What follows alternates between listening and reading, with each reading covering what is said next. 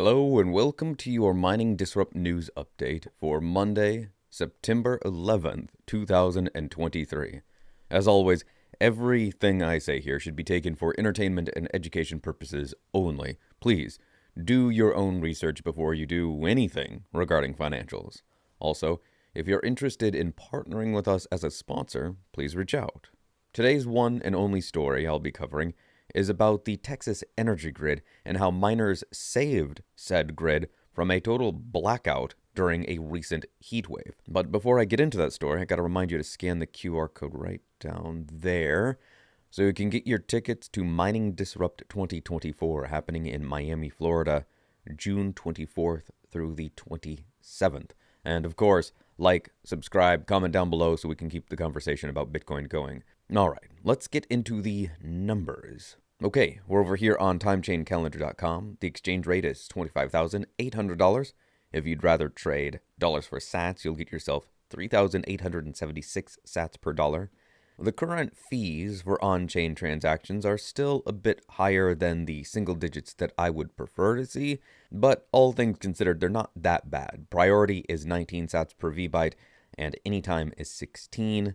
We are currently looking at over 560,000 unconfirmed transactions in the mempool, which is a depth of 216 blocks. That would be a day straight of finding blocks and no new transactions coming in to clear this all out. A day plus, because in the last 24 hours, we've seen 158 blocks come in, and that is almost on target. We're looking at an average block time of 10 minutes and 8 seconds. All right, let's get into this story. This one is from B in Crypto, and it is titled, Texas Bitcoin miners contend with energy overload, a new model for grid resilience? ? Amid heat waves and rocketing energy costs in the state, Bitcoin miners in Texas may have just saved the state from a potential energy grid blackout. Texas Bitcoin miners contend with energy overload. In August, Texas's Electricity Reliability Council, ERCOT, paid Riot Blockchain, a Bitcoin mining company, $31.7 million to halt operations temporarily. This strategic move was designed to alleviate strain on the state's overburdened power grid, as reported by CNBC. ERCOT data indicates that this decision potentially prevented a statewide blackout, underscoring the critical role Bitcoin miners can play in grid stability.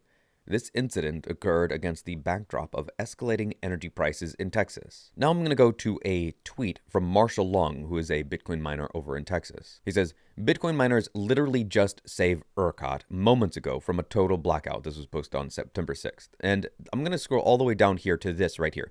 This graph shows where electricity needs to be. He's going to mention this graph in the tweet I'm about to read. That is good. A flat line, from what I understand here, would be perfect. That's amount coming in and amount being used in about the same exact amount. This big dip here, which he's going to reference, that's a problem. This giant dip to the left of that red circle indicates a major problem. He says, to understand this better, here are some details. In the States, we operate at 60 hertz. There are reasons why the grid may go up and down. If a ton of load hits the grid all at once, then that will cause fluctuations. Same if supply suddenly drops, i.e., if Comanche Peak Nuclear trips suddenly, that 1.3 gigawatts of sudden loss will ripple through the grid, causing issues. There are other reasons for grid frequency fluctuations as well. In general, this is the normal, and ERCOT does a great job of incentivizing different loads and generators with programs called ancillary services. These generally work well. Here is a normal day in ERCOT, the part circled in red. It's not a straight line hardly ever, but usually stays range-bounded between 60.025 Hz and 59.975 Hz. The different types of ancillary services you see listed help keep that in balance. However, during times of intense usage or shortfalls or generation outages, etc., you can get massive dips like you see on the left of the circled part. The grid goes into emergency mode and goes on a kind of waterfall schedule to dispatch different registered loads. When the poo hit the fan at 7:25, miners enrolled in CLR, almost every major miner, were dispatched second behind FFR participants, mostly batteries. This then was followed by demand response assets that can respond slower, refineries, smelters, etc. This brings the frequency back up and avoids a full grid meltdown, aka a full grid blackout. And then he goes on to talk about that graph up above. So let me break this down in as simple a way as I can. Think about energy like a river. Some people dip into that river just a cupful. You've got a studio apartment, you don't need that much energy. Other places need way more. Hospitals, malls, entire military bases, they need lots more energy. But the amount that they're tapping in on average is fluctuating. It's a little bit more, a little bit less, depending on the time of day. It doesn't change a whole lot. The whole city needs X amount of water.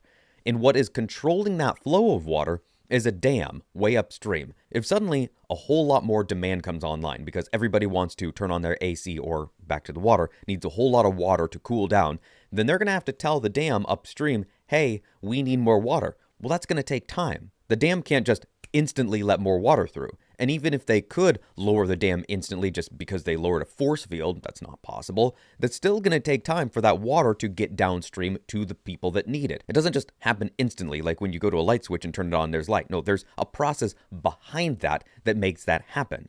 So what miners can do is they can constantly tap into that source of power, that water. They can go, we're constantly taking this amount. But then when everybody else needs it for other reasons, they can shut off, thus allowing that water to flow back, the energy to flow back to the others that need it. And to my very point, Marshall Long goes on and he says, additionally, some folks are saying that this would never have happened if miners were not in the grid in the first place. That simply isn't how grids work. An efficient grid requires generation and consumption to be in lockstep. And with that, I hope you are able to use this analogy when somebody says, oh, Bitcoin mining's bad for the environment. Oh, that energy consumption. Oh, if only they shut off, everybody'd be better. No, that's inaccurate. And feel free to point them to this video or the short where I talk about this very thing in concise detail. I hope you have a great rest of your week. Until next time.